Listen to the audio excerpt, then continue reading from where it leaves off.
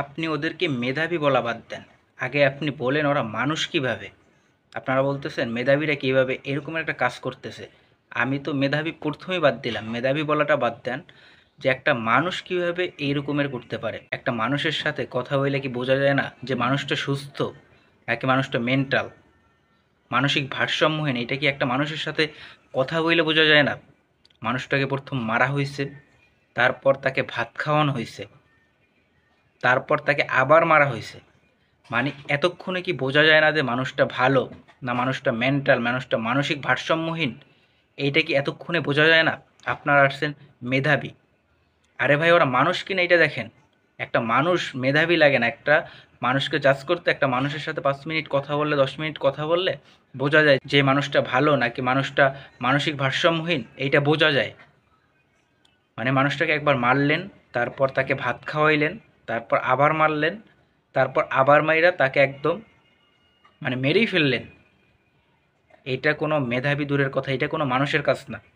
এইটা কোনো মানুষ করতে পারে না। মানে কালকে একটা ভিডিও দেখলাম, সিসিটিভি ফুটেজ হইবে হয়তো, তার 2 আঙ্গুলে একটা বাঁশ বা রড কি হবে, ওইটা ভইরা দুইজনে পাড়া দিতেছে। মানে নির্যাতন কাকে বলে? তার আঙ্গুলের ফাঁকে ভইরা তাকে মাইরাই যখন ফেলাইবেন, তাকে ভাত খাওয়াইলেন কেন? তাকে আবার জিজ্ঞেস করেন যে খাবারের টেস্ট কেমন? মানে আপনারা মানুষ? আপনাদেরকে কেউ মানুষ বলে? মানে দুইটা হাত, নাক, চোখ, মাথা এগুলো থাকলেই মানুষ? মানে একদম মানুষের মতো দেখাইলে কি সে মানুষ হয়? ওইগুলো মানুষ হয় না, ওগুলো মানুষরূপী পশু, জানোয়ার, কুত্তা হয়। মানে যত নিকৃষ্ট জীব আছে ওইগুলো হয়। আপনি তাকে চুরির দায়ে মারলেন, মারতে পারেন ঠিক আছে, তাই বলে তাকে মাইরা ফেলাইবেন? তাকে মাইরা ফেলাইতে হইবে?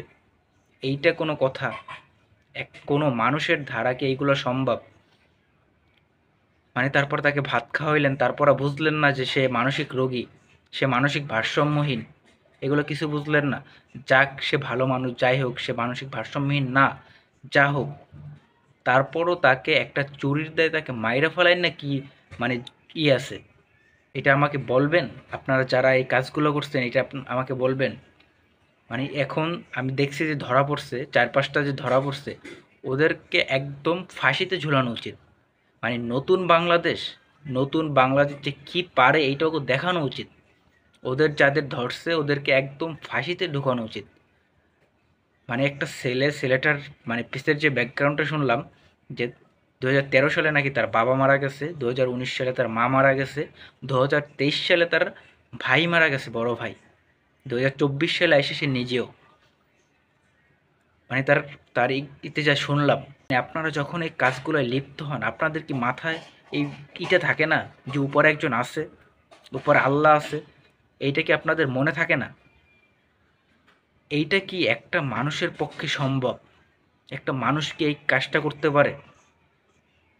মানে ভার্সিটিতে পড়লেই যে তারা মেধাবী হয় এমন না। সে মেধাবী, তাই মেধাবীর চ্যাপ্টারটা আমি আগেই বাদ দিছি। যে ভার্সিটিতে পড়লেই মেধাবী হয় না। আমার তো এইটা নিয়ে ডাউট হইতেছে যে ওরা মানুষ কিনা।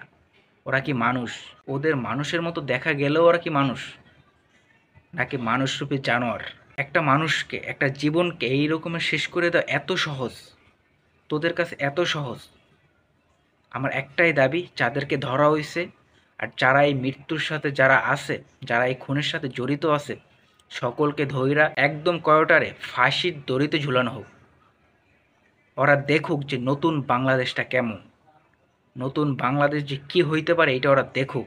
ওরা যেহেতু তাকে নির্যাতন করে মারছে, একদম মেরে ফেলছে, ওদের যারা যারা এই কর্মকাণ্ডে জড়িত আছে, এই খারাপ কাজে, এই নিকৃষ্ট কাজে যারা জড়িত আছে, ওদেরকে সব কয়টারে ফাঁসির দড়িতে ঝুলানো হোক।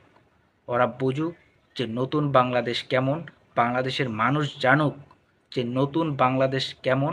অপরাধীর কোনো ঠাঁই নাই এই বাংলাদেশে, এটা জানুক ওরা।